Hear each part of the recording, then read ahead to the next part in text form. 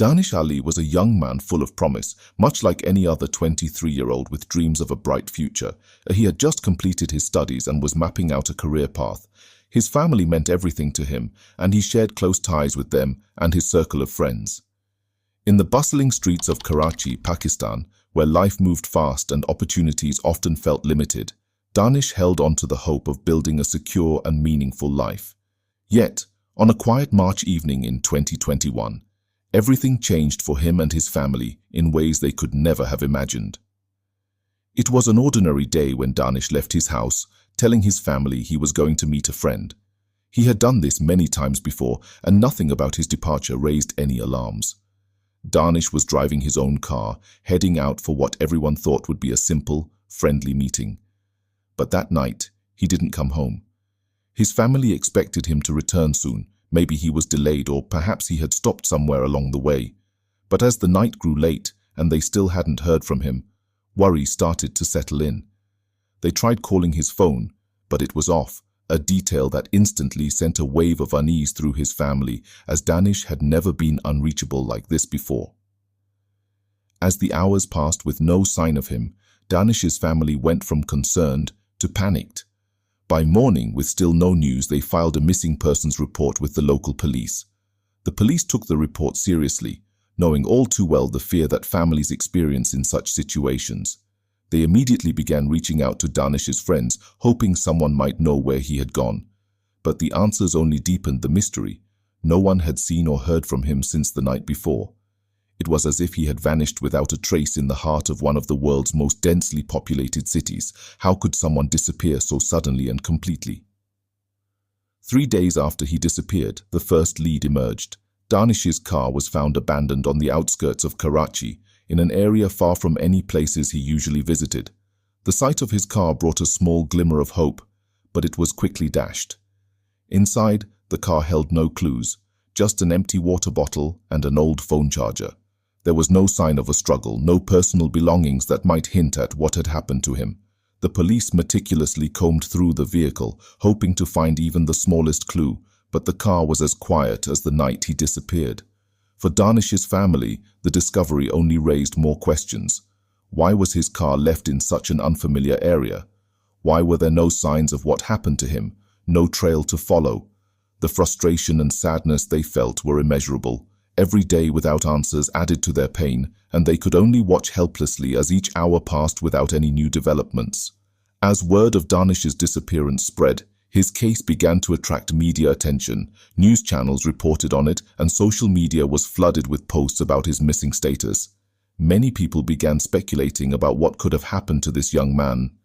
Some suggested he might have been involved with dangerous people, or that he could have fallen victim to Karachi's criminal underworld, which has a long history of unresolved cases and missing persons.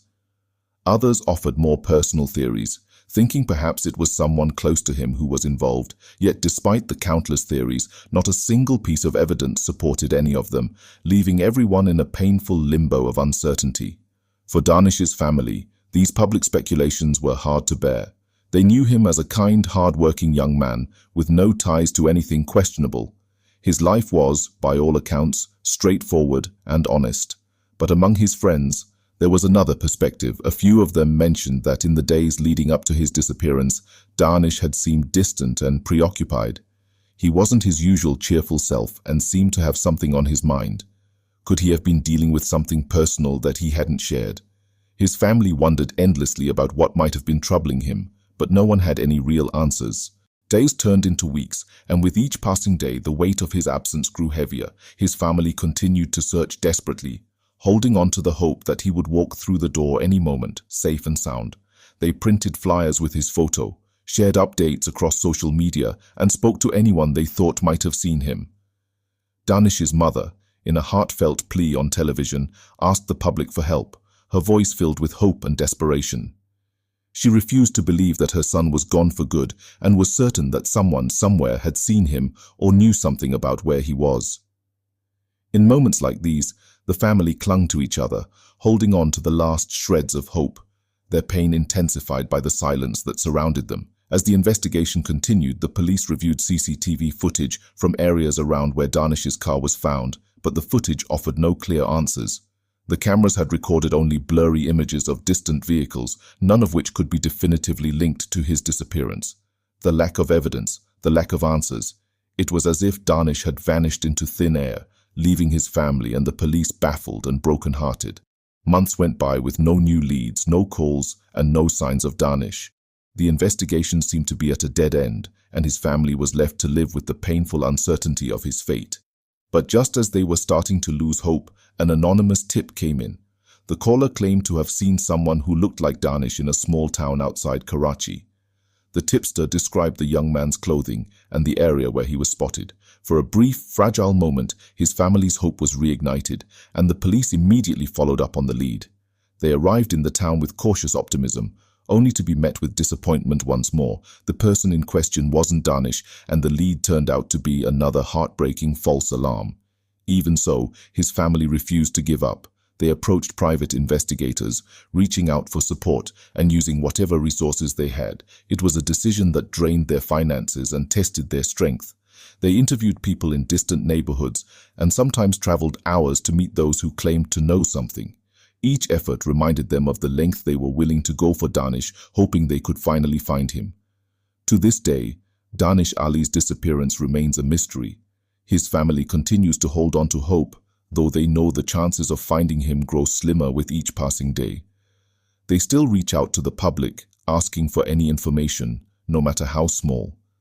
For his family, the possibility of closure feels like a distant dream, one they're not ready to give up on, even after all this time. Their lives are marked by the constant question of where he is and what happened that night.